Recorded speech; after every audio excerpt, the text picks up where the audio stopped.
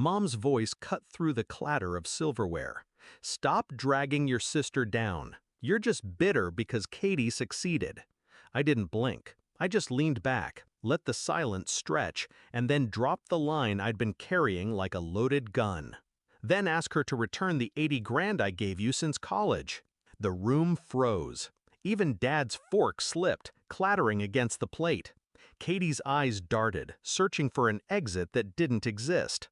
Mom opened her mouth to scold me, but the words tangled in her throat. And me? I was calm, almost surgical. Because this wasn't an outburst. This was the final act.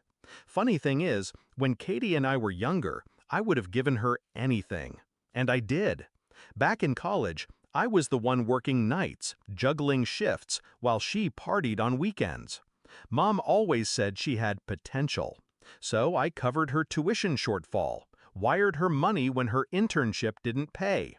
Dad called it helping family. I called it investment in loyalty. Naive, isn't it? I thought love bought love. The betrayal wasn't loud. It crept. A strange silence between us, a message left unread. Then a bank notification, her name attached to money I wired for emergencies, only to see Instagram photos of designer bags and champagne tables. Still, I stayed quiet. Even when I overheard Mom praising her, "Katie always lands on her feet, unlike your brother, who's so cautious." Cautious. That's what they called my discipline. That's what they mocked while draining me dry. The breaking point came 2 years ago. Dad was in the hospital, bills stacking up. I wired 10 grand overnight, no questions asked. Katie? She sent flowers. A $100 bouquet with a card signed in pink ink. And Mom? She called me bitter when I asked Katie to help with the bills. That night, I stopped being the family's wallet. I became something else. I didn't rage. I documented. Every transfer, every wire, every receipt tucked neatly into a folder.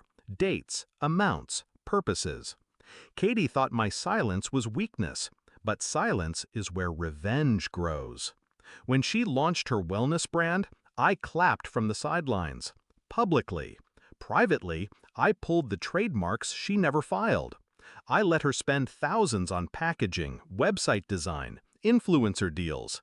And just when her first shipment landed, a cease and desist arrived at her door, signed by me. She begged Mom for help. Mom called me furious. I told her, voice flat, she should have registered her name. Click. That wasn't the only string I cut. Katie loved credit, loved flashing her platinum card. What she didn't know was that years of my help had built her credit score, under my co-signatures. So when I quietly withdrew, canceled the joint safety nets, she crumbled. Cards declined, leases voided. And still, I didn't raise my voice. I let her drown, sip by sip, while smiling across Sunday dinners. Which brings us back to tonight, family dinner. Mom circling me like a vulture. Katie smirking, thinking she'd escaped. "Bitter," Mom hissed. So I gave them the truth, razor sharp. "Then ask her to return the 80 grand I gave you since college." The silence was delicious. Dad's fork clattering, Katie choking on her wine. Mom paling, realizing her golden child was painted in my debt. No one spoke, so I leaned in, slow, measured. I have the receipts. Every transfer, every loan, every bailout. You want to talk about success? Let's calculate how much of it was mine. Katie's lips trembled. She whispered, "You wouldn't." I smiled. Already did. I'd filed the claims last month. Legally, every transfer was documented as a loan, every cent accruing interest. Katie's assets? Frozen pending judgment. Her accounts? Tied. All it took was patience and silence. Two things my family never understood. Mom finally broke, her voice cracking. "Why would you do this? She's your sister." I looked at her, really looked. At the woman who praised Katie's recklessness while calling my sacrifices cautious. At the mother who cashed my checks, smiled, then whispered that I'd never measure up. Because, I said, steady, loyalty isn't free, and I finally learned the cost. Katie started crying. Dad rubbed his forehead, defeated.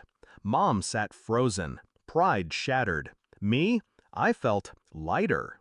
I wasn't the bitter one. I was the careful one. The one who waited. The one who planned. They mistook silence for weakness. But silence is a blade.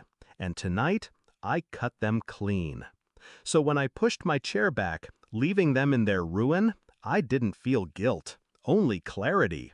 They wanted a villain. Fine, I'll wear the mask. But they'll never forget. It was built with their money.